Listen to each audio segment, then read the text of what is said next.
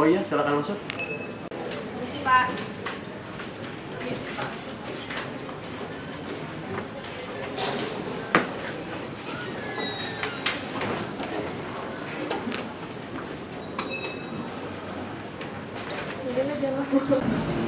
Terima kasih udah datang di rapatnya. Jadi saya ngumpulin kalian ini buat membahas kebetulan perusahaan kita tuh lagi terkena menurunnya penjualan produk kita ya. Kita harus lihat di mana lagi strateginya. Kita harus kompak dari awal. Mungkin kita kalah saing dari kompetitor kita. Terima kasih sebelumnya saya ngadain rapat ini tujuan untuk kita mungkin agak mau berubah strategi kita karena akhir-akhir ini penjualan dari produk kita tuh menurun 3 bulan ke depan. Jadi kalau kita selalu kayak gini kita bakal 5 bulan ke depan akan bangkrut. Makanya saya pengen minta pendapat kalian apa yang harus dirubah dari strategi kita. Mungkin yang pertama dari pemasaran dulu. Mungkin dari pendapat saya, kita itu harus meningkatkan penjualan yang lebih besar lagi. Karena yang menurut teori yang saya tahu, untuk meningkatkan berbagai macam strategi itu seperti low cost provider ini. Jadi low cost provider ini kita menjual produk kita dengan harga yang lebih terjangkau lagi agar pelanggan itu bisa mendapatkan pelanggan yang lebih banyak lagi menurut saya.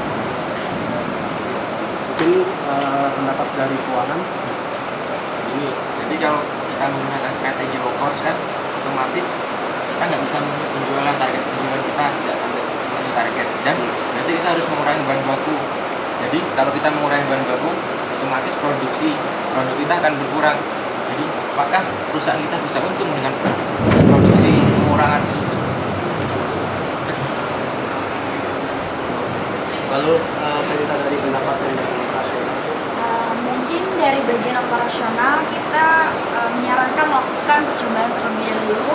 Apabila kita menetapkan strategi low cost provider, kita memproduksi barang secara terbatas dulu dan melihat apakah penjualan barang kita bisa meningkat dengan strategi tersebut. Jadi apabila meningkat, maka bagian operasional akan memproduksi produk yang lebih banyak lagi. Lalu dari SDM juga. Untuk dari SDM itu kedepannya mungkin perusahaan kita harus mengembangkan kemampuan operasional dan organisasial serta pengetahuan dan bakat dari karyawan tersebut. Terus dari tugas SDM itu sebaiknya kita harus menseleksi karyawan yang ingin masuk, mentrainingnya, mengembangkan karir karyawan, mentoring serta section planning, serta mempertahankan karyawan yang sudah ada dan menaikkan upah karyawan sehingga tidak harus melakukan planning untuk karyawan yang baru. Selanjutnya memberikan penghargaan dan reward kepada karyawan teladan seperti itu, Pak. Mungkin saya ada beberapa pertanyaan. Mungkin yang pertama dari pemasaran dulu ya. Strategi yang Anda tetapkan tadi itu udah cukup efektif untuk perusahaan kita? Menurut saya sudah termasuk efektif ya Pak, karena strategi ini sangat cocok untuk perusahaan kita. Bisa dilihat itu sebagai banyaknya pesaing terhadap produk yang kita buat. Jadi kita harus menerapkan strategi baru untuk mendapatkan pelanggan yang lebih banyak. Maaf Pak, saya mau ngasih sedikit masukan. Ya, silakan. Kalau dilihat dari bagian bidang operasionalnya itu cukup, karena persediaan di dalam gudang masih tercukupi untuk memenuhi kebutuhan kedepannya.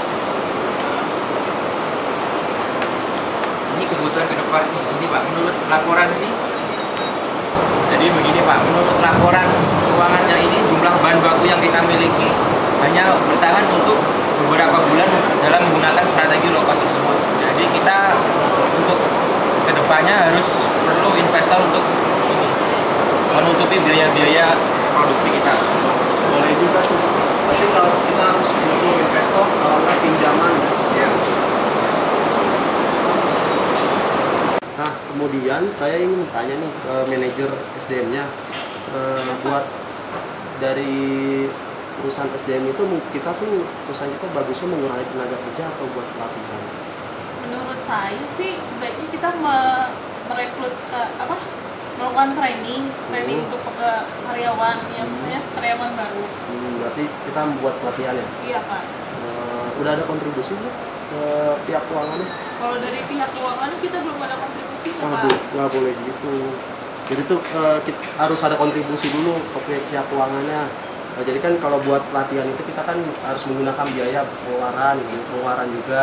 Gitu. Bagus sih ide kamu. Lo iya. gimana pihak keuangannya? Menurut saya gini Pak, kalau kita mengadakan pelatihan training kepada karyawan kita,